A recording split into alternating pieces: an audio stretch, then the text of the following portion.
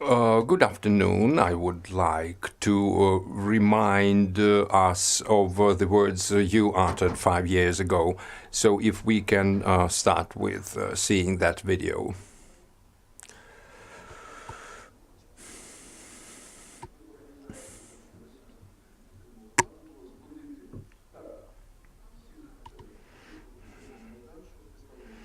So the speaker says that it was about the Maidan events and they were called the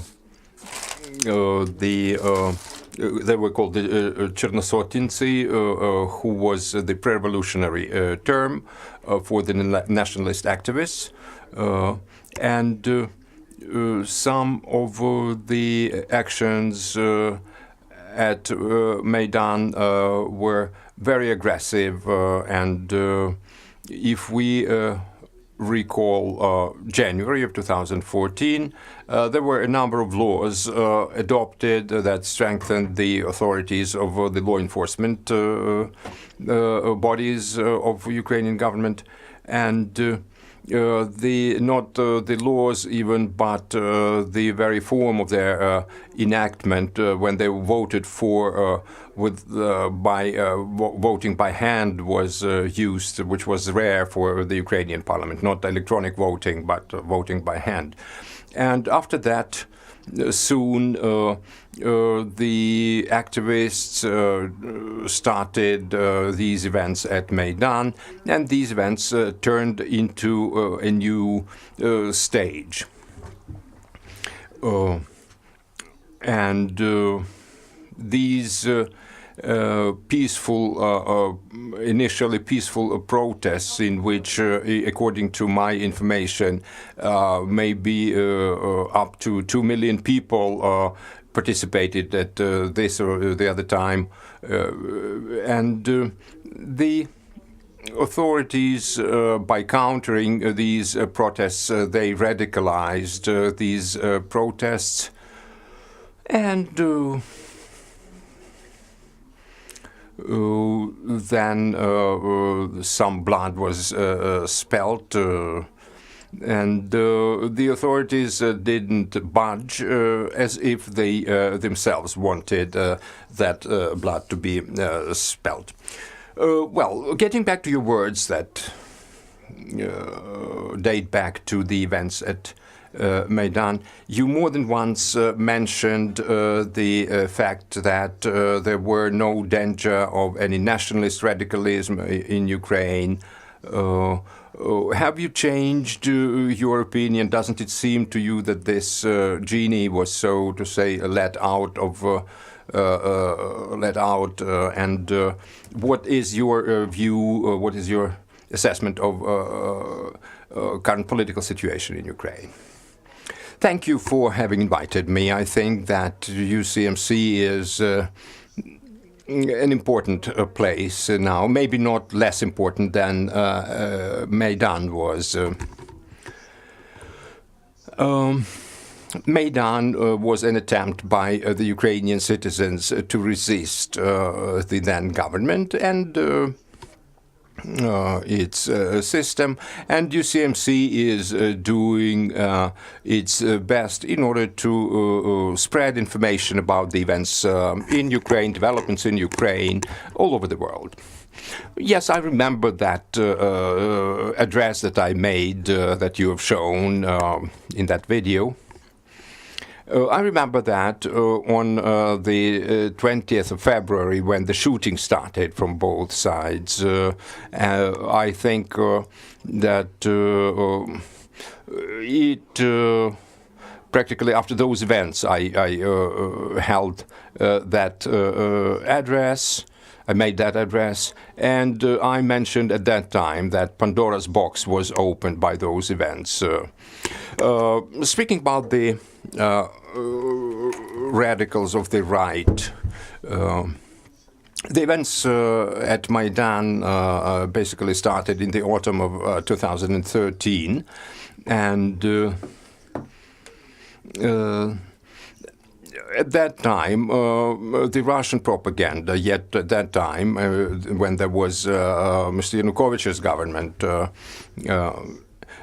they, spread this view that the Maidan events were nationalist radicalism, an expression of national radicalism was to a certain extent anti-Semitic, and somehow it happened that the people who were not fully aware, well informed, they somehow gave in to these views and adopted them. And if at that time, when we were speaking in that period before 2014, we knew that the level of nationalism was reducing, nationalist radicalism. Some people, in my view, couldn't sleep well. They wanted to see Ukraine more nationalist because it corresponded to their view. They viewed Ukraine as a place where neo-Nazi ideology or pro-Nazi ideology anyway was prevailing, was dominating. And during the events at Maidan, I remember we were even offered by those sort of a security service of Maidan offered us to protect the synagogue, the guards for the synagogues, and I think that it was due to that information from Russia that people got scared by the probable, anti-Semitic manifestations here in Ukraine. But we wanted to resist. I remember that I was, spending my time as an activist by downloading various positive reactions to the Maidan events from the Crimean Tatars, from Poland, for example, and from Russia itself.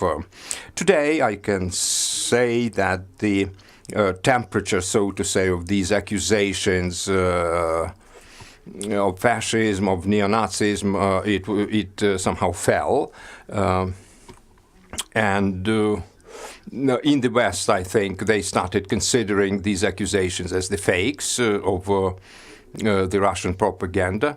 And we recently got a report from the Ministry of Nationalities of Israel, and according to that report, the Israeli government thought that the level of anti-Semitism in Ukraine recently reduced. And getting back to the events of 2014, we learned about the number of real radicals, right-wing radicals from the Ukrainian side, about 30 people, and many of them died since that time. And I'd say that this, so to say, reactivization, intensification of some provocations, anti-Semitic provocations in Ukraine, I attribute that to the provocations from the FSB. And also I think that as the political situation moves to the right in Ukraine, in general, hence the radicalism, increased radicalism of the rightists in Ukraine. Well, what do you think about this logic of this division of society, split of society? We are against or we are for this or the other candidate in this presidential elections that we are living through. Is it a sign for you that we are victim again of information provocations, or is it just, real political developments? Well, in my view, any provocations do not work. No provocation can work if there is no ground for its, for its influence, for it affecting people. And we have lived through the 70 years of the history of the former Soviet Union. This legacy has been destroyed since the collapse of the Soviet Union.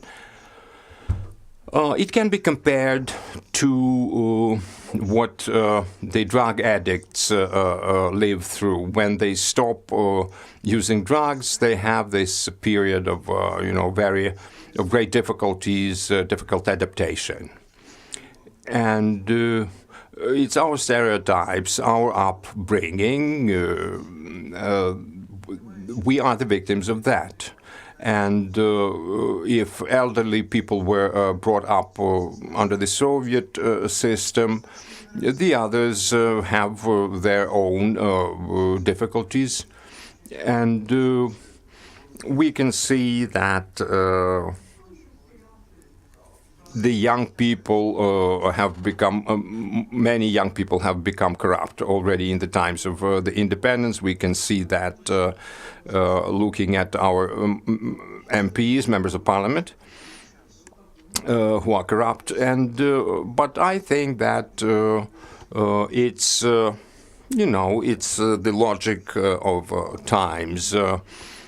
We need to live through this period of time, and probably a few generations would change before the stereotypes that we inherited from the past would fade.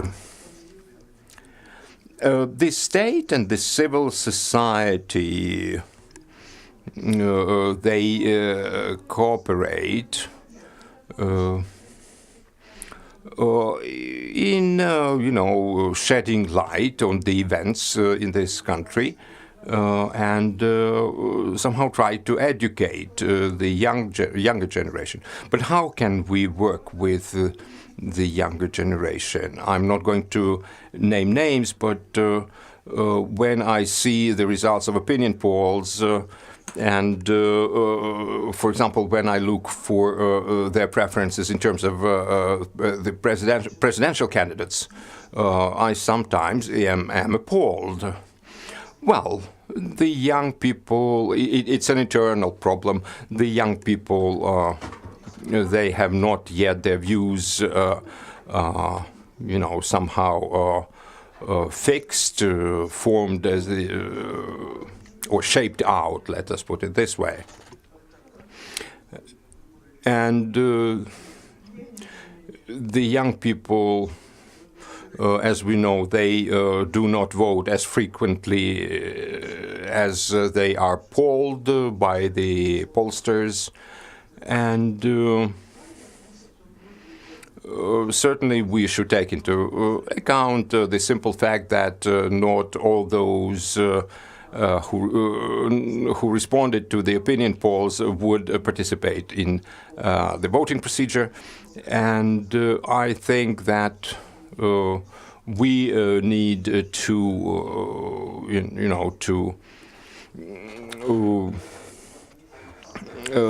continue along the path of the restoration of the values that had existed before, like the church, the religious values, and so on.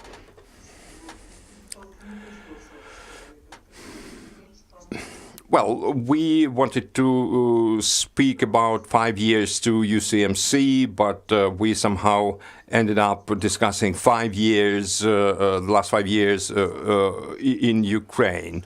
And I have a feeling of us having reached the point of no return. Well, it depends of what return do you mean? Return to what?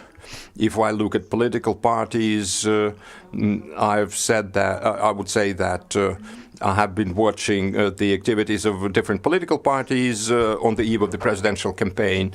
I would say, or my impression at least, is that whoever wins presidential elections, he will be destined to continue along this path of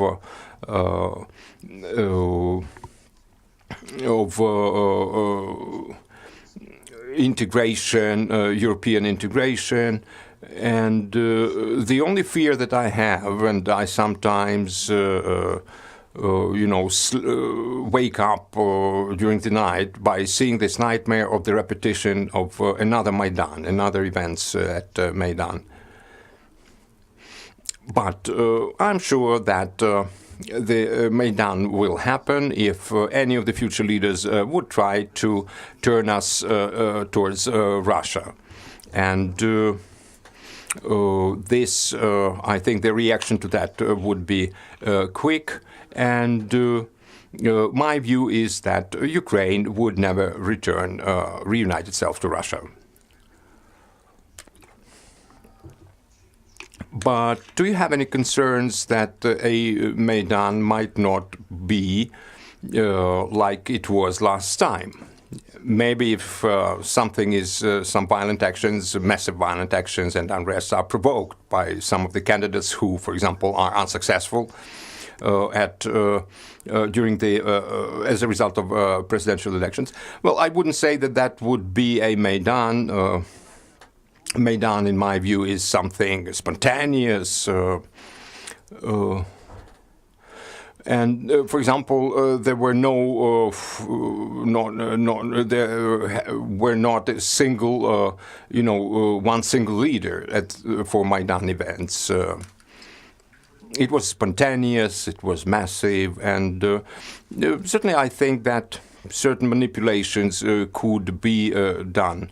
Like, for example, Mr. Saakashvili recently tried to stage some protests, but some people could be paid money, but it's difficult to pay so much money as to keep thousands of people in freezing conditions in the open for 3 months. Any questions?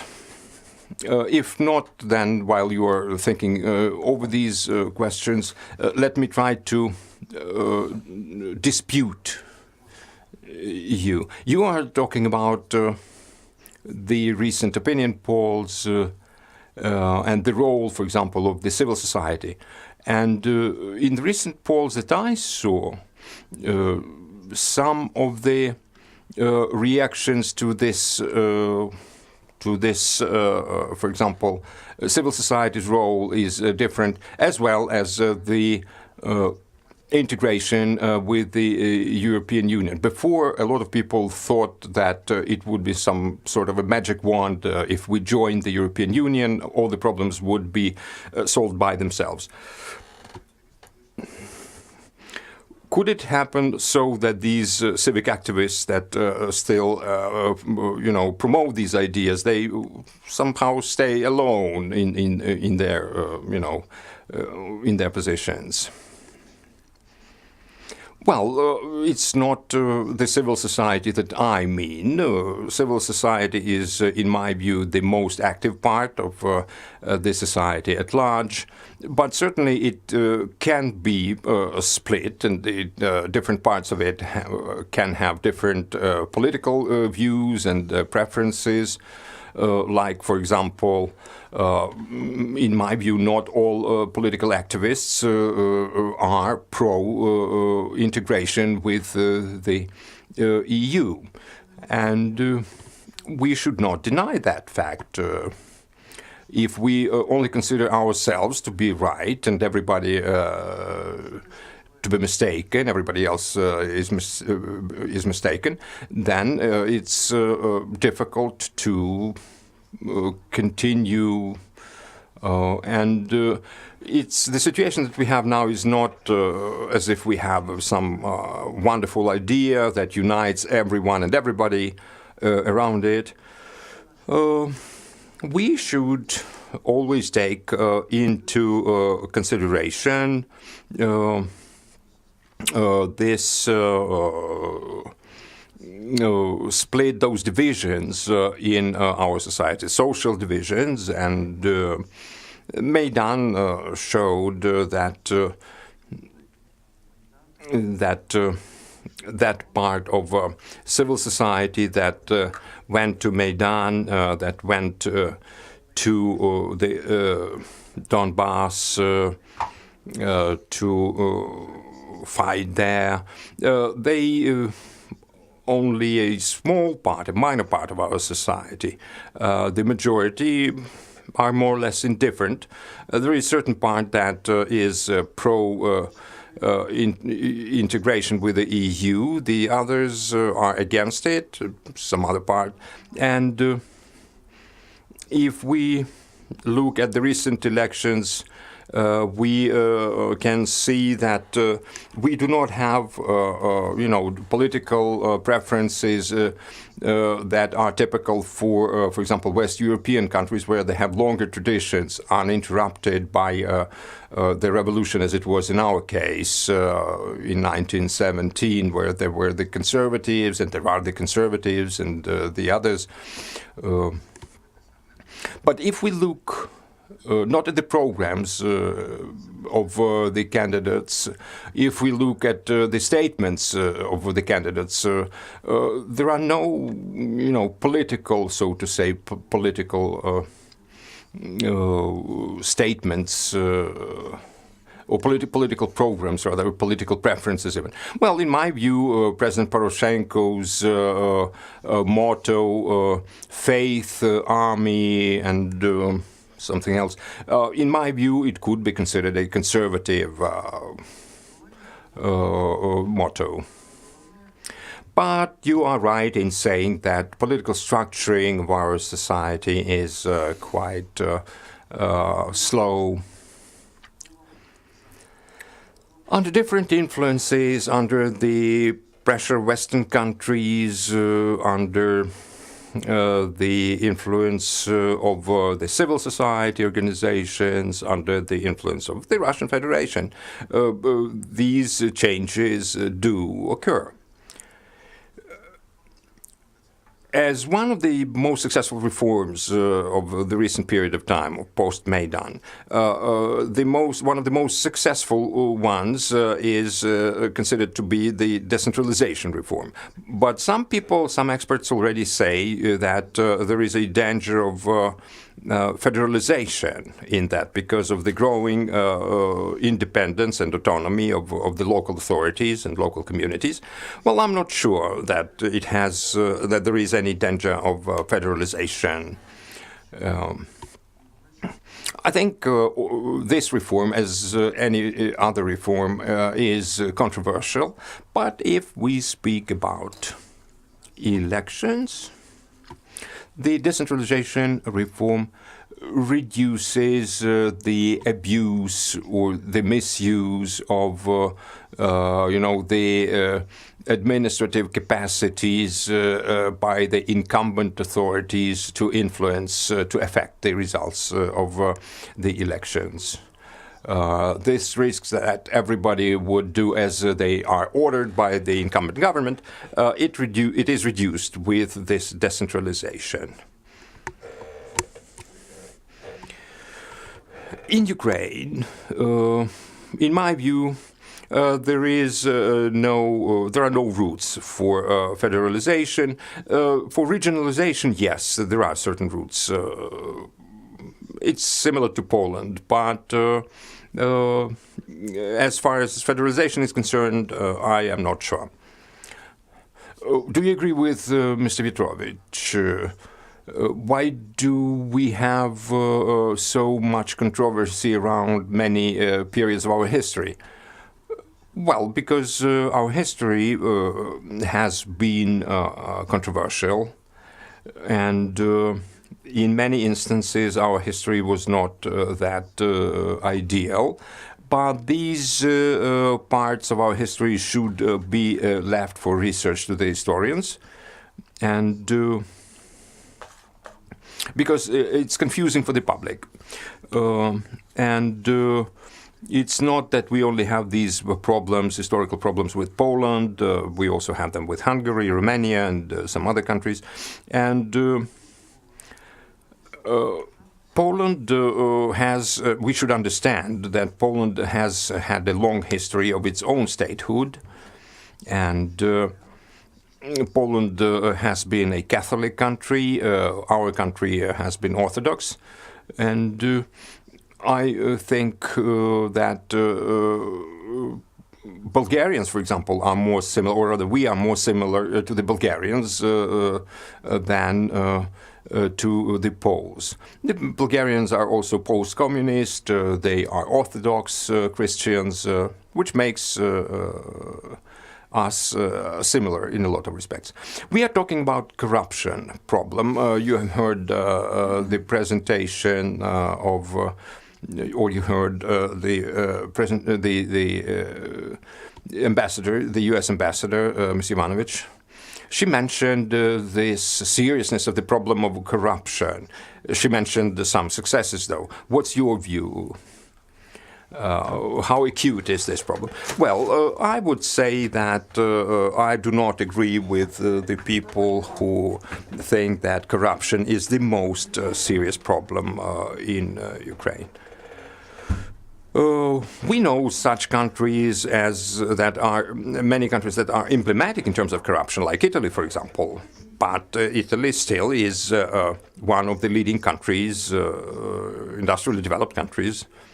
And corruption exists everywhere. In the United States, in the United Kingdom, which has probably close to 900 years of parliamentary traditions. This is a disease. Corruption is a disease, but there are remedies, there are medicines that help to overcome, to remedy this disease, to cure it.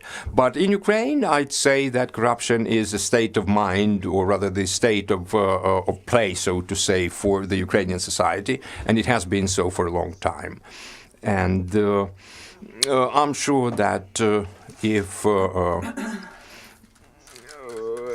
our country would somehow get into the midst of the countries where there is less corruption, then Ukraine could also be cured.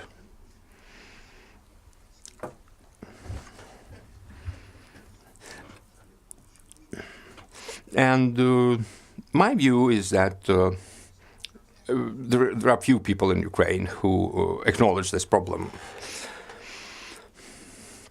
Well, we, holding all these media events at UCMC, we see the growing number of those who oppose corruption.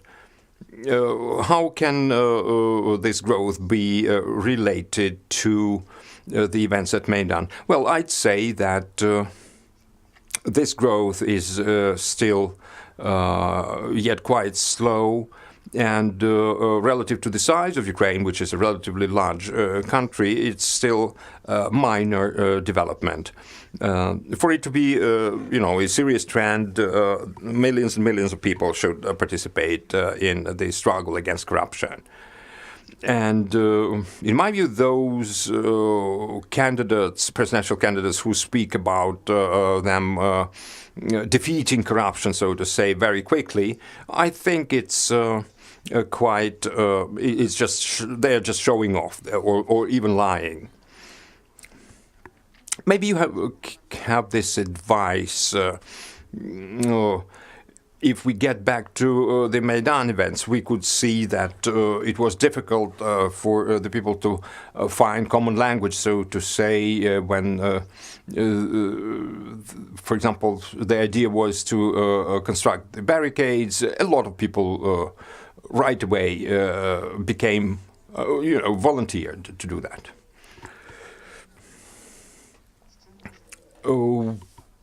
in the events after the Maidan, the alternative was either you become a volunteer or you go and help in the civilian part of Ukraine's development, or you go to the front line in the Donbass. Well, in your view, what would be the better role for those who participated in the Maidan events? Well, the Maidan was a protest, and those people who participated, they were united by some passionate attitude, some ideas, maybe some attitudes, and this mutual help, mutual assistance atmosphere was typical for Maidan, but I think that I, for example, was quite sober in, assessing the events at Maidan. Therefore, I was not, so to say, enchanted by these events, so I'm not disenchanted now or disappointed now. But can we say that these protests could grow into something positive? Well, I'd say that yes, if a protest is aimed against some negative developments, these protests are to grow into something positive. At that time, I viewed the negative development as an attempt to get us back to Russia, and I think that it only worked in Donbass. It was the disruption of certain balance that we had in our heads, in our minds.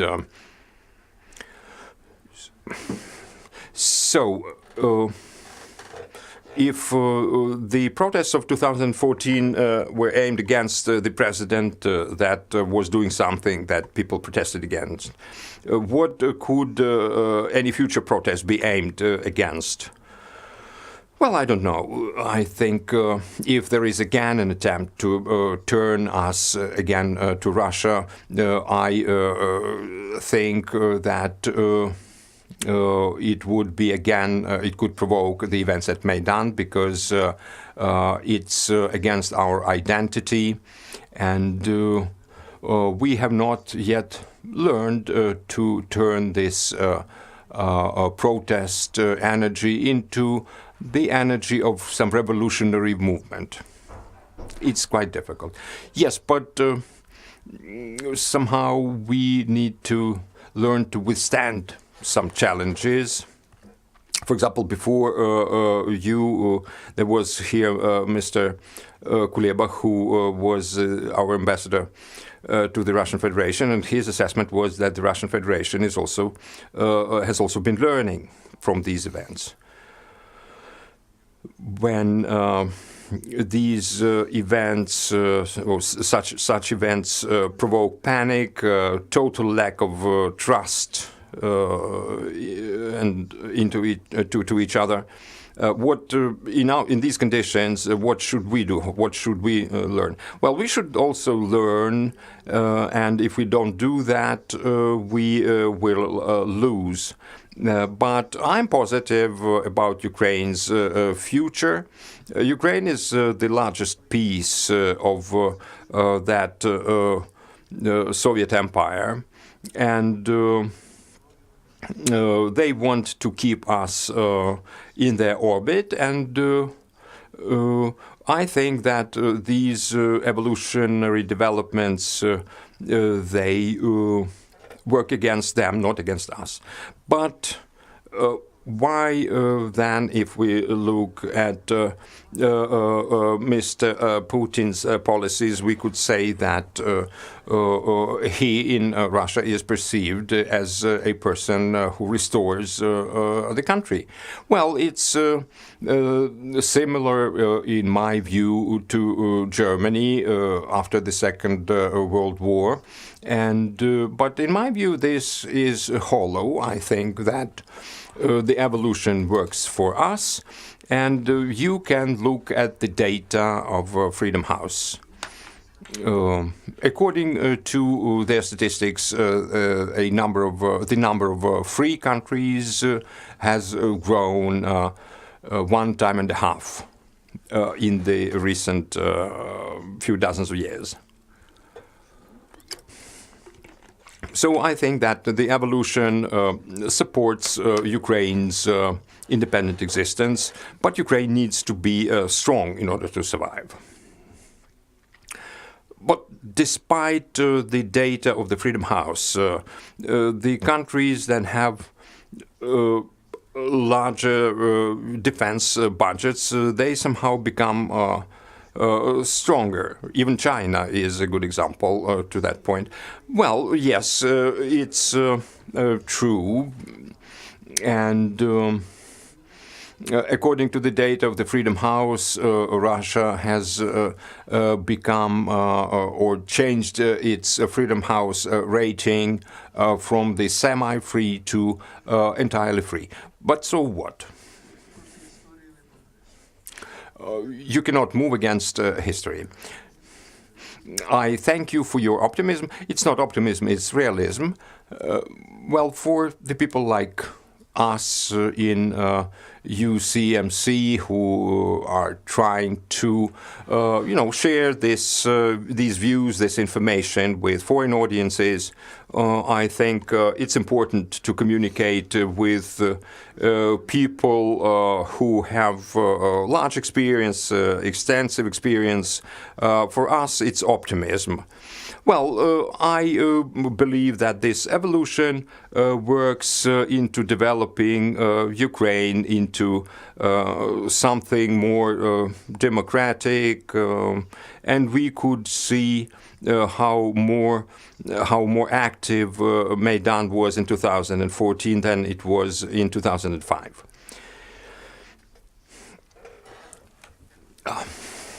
Thank you very much.